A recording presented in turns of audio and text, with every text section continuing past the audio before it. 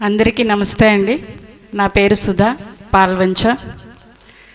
So అందరం మనం PMC meeting ద్వారా మళ్ళొకసారి కలుసుకున్నందుకు చాలా సంతోషంగా ఉంది. నేను సిరిడి నుండి ఈ అంబాసిడర్ మీటింగ్స్కి అటెండ్ అవ్వటం జరుగుతుంది.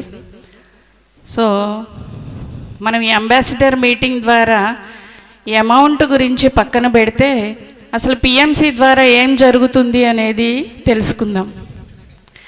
అసలు ఈ ధ్యానంలోకి రాకముందు స్వామి రామ ఎవరికి తెలుసు, ఓషో ఎవరికి తెలుసు, రామ్తా ఎవరికి తెలుసు, డీనా మెరియం ఎంతమందికి తెలుసండి? ఎన్ని పుస్తకాలు ఈ ధ్యానంలోకి వచ్చాక మనకు పరిచయం జరిగింది. మరి అవన్నీ ఎలా పరిచయం జరిగాయి మనకి? ఒక పిఎంసి మాధ్యమం ద్వారానే కదా. ఇంత జ్ఞానాన్ని ఒక జ్ఞాన ప్రవాహమే నిరంతరం పిఎంసి ద్వారా జరుగుతోంది. మరి వాటన్నిటి ద్వారా మనం ఎంత నేర్చుకుంటున్నాం? మనం నేర్చుకోవడమే కాకుండా ఇతరులు కూడా, ఇంకా చాలామంది కూడా ఈ జ్ఞాన ప్రవాహంలో ఆ అమృతాన్ని ఆస్వాదించాలని మనవంతు కృషి చేయడమే ఈ పిఎంసి అంబాసిడర్ యొక్క ముఖ్య కర్తవ్యం అండి.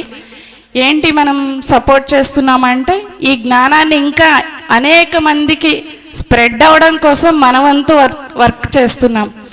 ఒక ఫిజికల్గా ఒక మాస్టర్ వచ్చి ఒక క్లాస్ చెప్పారు అంటే ఏ ఊర్లో అయినా సరే, సపోజ్ పత్రిసారే ఒక ఊరు వచ్చి క్లాస్ చెప్పారు అంటే 1 గంట 2 గంటలు 3 గంటలు అది రికార్డ్ చేస్తే ఓకే, చేయకపోతే అది విన్న వాళ్ళ వరకు మాత్రం పరిమితం అవుతుంది. ఇలా ఎప్పుడో ఒకసారి ఒక గురువు వచ్చి క్లాస్ చెప్తారు, ఆ కాసేపే ఆ జ్ఞానాన్ని తీసుకుంటాం. కానీ పిఎంసి ఏం చేస్తుందండి? నిరంతరం ఎంతమంది మాస్టర్స్ని పరిచయం చేస్తుంది, ఎంతమంది గ్రంథాలని, ఎన్ని బుక్స్ని పరిచయం చేస్తుంది మనకి, అవునా కదా?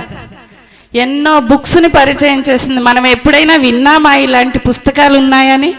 వినలేదు. అలాంటి గ్రంథాలను కానీ గొప్ప గొప్ప గురువులను కానీ పరిచయం చేసినటువంటి ఒకే ఒక్క ప్లాట్ఫామ్ పిఎంసి అండి. సో దానికి ఎంత కృషి చేసినా కూడా చాలా తక్కువే. సో మనందరం కూడా పిఎంసికి సపోర్ట్ చేద్దాం. ఇంకా మన ద్వారా అనేక మంది అంబాసిడర్ని తీసుకొద్దాం. థ్యాంక్ యూ మాస్టర్స్, నాకు ఈ అవకాశం ఇచ్చినందుకు థ్యాంక్ యూ.